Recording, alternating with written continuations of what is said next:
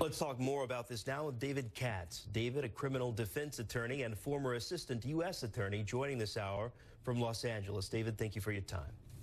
George, great to be with you.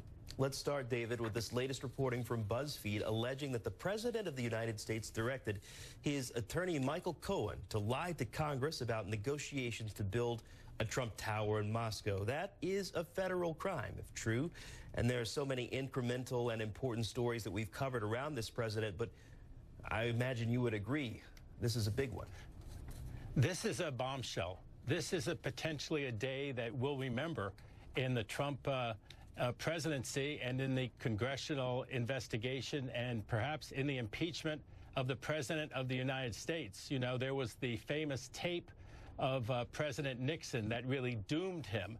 And if this is true, you have two law enforcement officials saying that this happened. You only have Cohen later confirming it. This is not from Michael Cohen.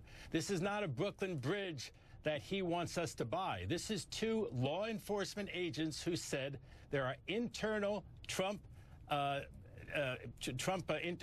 documents from the Trump organization that show that this happened and that there are texts which also back it up. And all of it goes to the same effect, if true, that President Trump told Michael Cohen, his fixer and then attorney, to lie to Congress, to impede the investigation. That was the first article of impeachment against Nixon. As I say, that doomed Nixon. Obstruction of justice and suborning perjury of Nixon officials who went in front of the Congress and lied. If that's what President Trump did with Michael Cohen, this thing has moved to a whole different level. And I do agree that I think that the Democrats would feel that they had to impeach, that is, vote articles of impeachment. And I think they would be confident, if this is true, that 20 Republicans would vote to remove the president from office if this can be proven.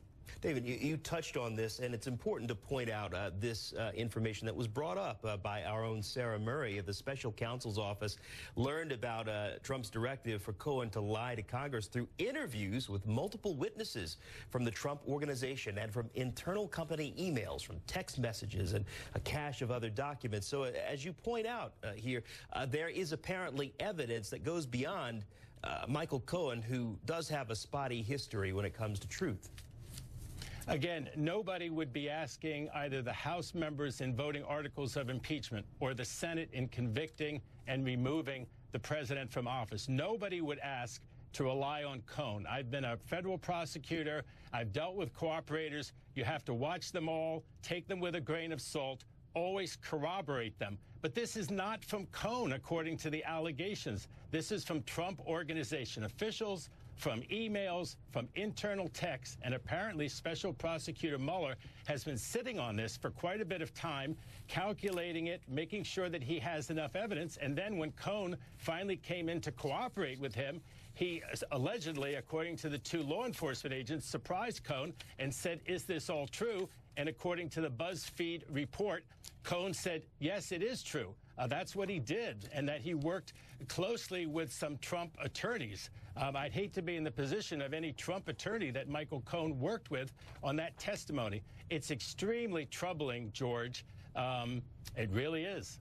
You know, given this reporting that's come out, it is very interesting, David, to hear the president's Attorney General nominee, William Barr, facing questions during his confirmation hearing, specifically when it comes to the issue of obstruction. Listen to what he had to say about that. You wrote on page 1 that a president persuading a person to commit perjury would be obstruction. Is that right? Yes. Okay. Or any person who persuades another to, yeah. Okay. You also said that a president or any person convincing a witness to change testimony would be obstruction. Is that right? Yes. Okay. All right, that's nominee Barr right there. David, your thoughts. Is this a matter of potential obstruction? Well, this allegation is very important because it was very material, too. You can't argue that this was trivial or this was some payoff that may be a federal crime, but does it rise to the level of impeachment? The public, the voters, would have been extremely interested to know that candidate Trump was still in 2016, while he was about to get the nomination and during the campaign, was still negotiating with the Russians about having a Trump Tower in Moscow.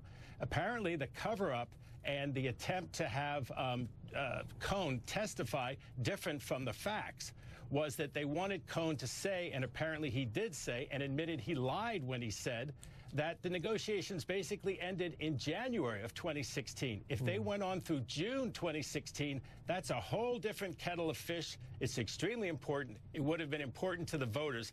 That's what Michael Cohn confirmed, if this other information is true, that President Trump told him to lie to the Congress about. And, you know, the irony from the Nixon thing, everyone says it wasn't the crime, it was the cover-up.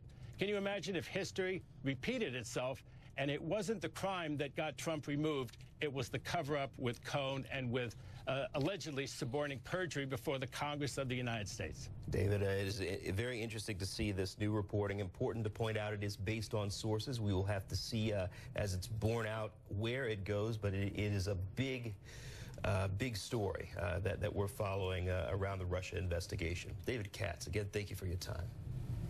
Thank you very much.